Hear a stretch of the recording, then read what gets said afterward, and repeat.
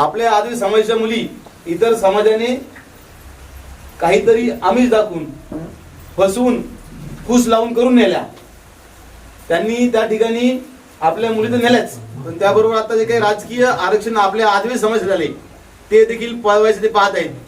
तर सर्व तरुण वर्गाला मी हातून विनंती करतोय की येणाऱ्या काळामध्ये ही जी काही राजकीय घटना घडत आहे ही आपल्या खऱ्या आदिवासी समाजासाठी खूप घातक आहे. या चुकीच्या गोष्टीच्या विरोधी आपण ज्यावेळेस आंदोलन उभारणार आहोत, सगळ्यांना हात जोडून विनंती आहे की ज्यावेळेस आपल्याला आदिवासी समाजाच्या वतीने आवाज दिला जाईल त्यावेळेस कृपया आपण सर्वांनी सर्व ताकदीने या.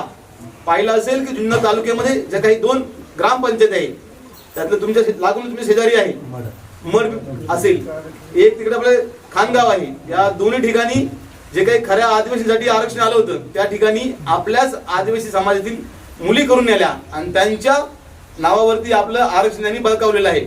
या जर घटना घडत असतील तर ही आपल्या भविष्यासाठी खूप धोकादायक घटना आहे.